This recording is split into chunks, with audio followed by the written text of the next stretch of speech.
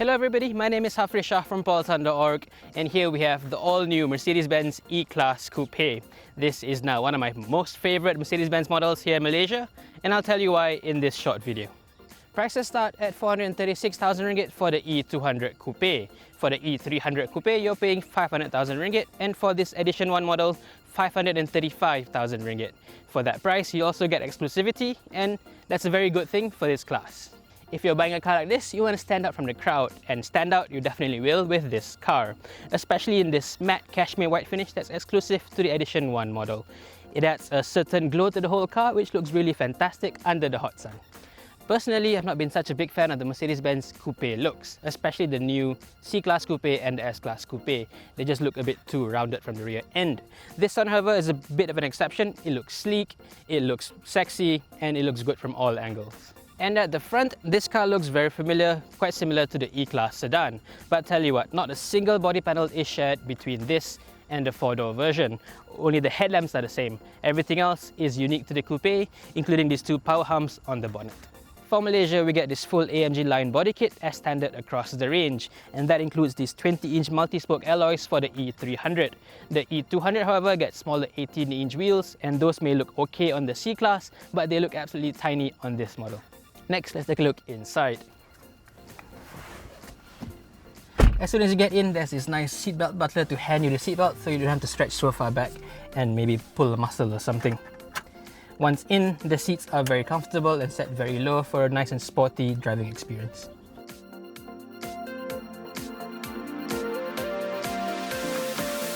As for the dashboard, it's similar to the E-Class sedan, but what's unique to the Coupe are these aircon vents.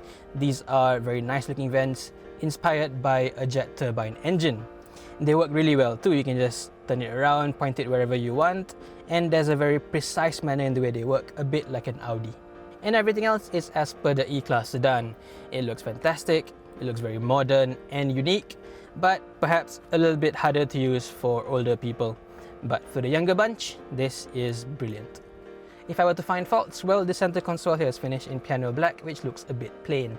There are much nicer, lighter wood panels which I've seen in other markets but not available here in Malaysia. And then there's the windows. The front windows are fully automatic, of course, but the rear you have to hold the button down for it to go up. That's not very premium, is it? Lastly, the rear space. This car is supposed to be a 4-seat coupe, and as you can see, that's no lie because there you go. A lot of leg room, a lot of headroom. This car will fit 4 adults perfectly fine. At the back here, you get nice adjustable rear aircon vents as well as isofix points for your children. As far as 4-seater coupes go, this is one of the more practical ones. There's also a 430-litre boot, which is very good for a coupe like this, and you can even fold the rear seats down for a longer loadway.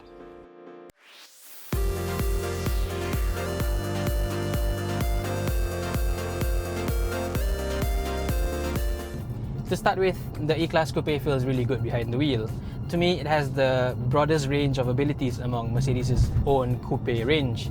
It's a little bit like the Goldilocks and the Three Bears story. Take the C-Class Coupe for instance, that one's very sporty to drive, very fun, agile, but at the same time, the rear seats are useless and it's very stiff, so it's not very comfortable. On the other end of the scale, we have the S-Class Coupe.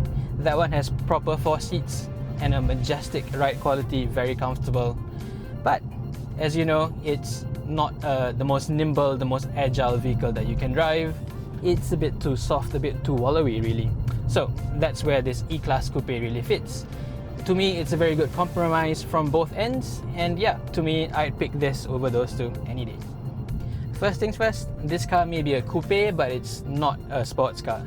It's more of a GT, a Grand Tourer. So what that means is, this is not the kind of car that you would go up carving up mountain roads, Genting Sampah, whatever it is. No, it's not that kind of car. What it's really meant to do is to go on a very smooth, very comfortable cruise along the highways. You and a bunch of friends, your family even, this car will do that very, very comfortably and you'll look good while doing it.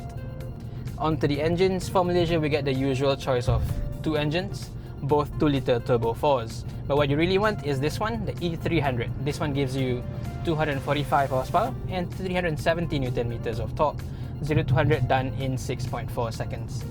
That's not AMG fast, sure, but that's still plenty fast enough and still quicker than your common hot hatches.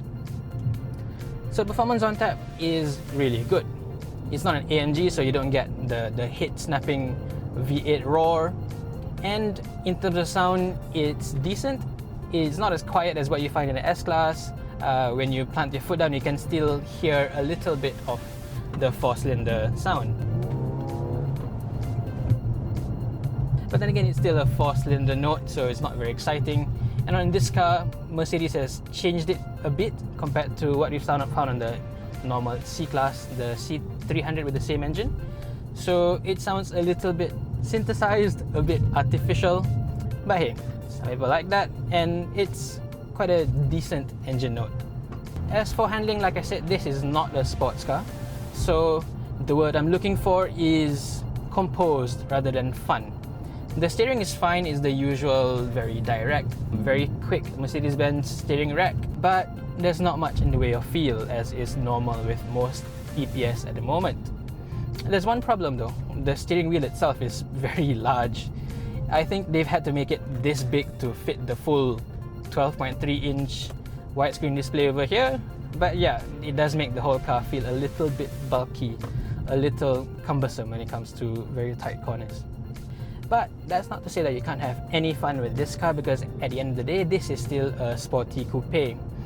The whole driving position makes you in the mood. It's set very low, a lot lower than a normal E-Class sedan, for instance, and the steering is set very close to your chest. So besides the size, it does put you in the mood to want to go faster, to tackle the corners a little bit quicker than usual. And as for the engine itself, it's very, very quick. It has more than enough performance to bring you up to silly speeds. I won't tell you how fast I've been, but yeah, let's stick to the speed limit for this video, shall we? And the transmission is good. This is using Mercedes' latest 9G-tronic transmission. It's a 9-speed automatic gearbox, and it's one of the very best in the business. It's not quite up there with the BMW ZF 8-speeder. That one is still a little bit magical in the way it detects what you want to do and do it probably before you even think of it. But yeah, this one comes close. It's extremely smooth.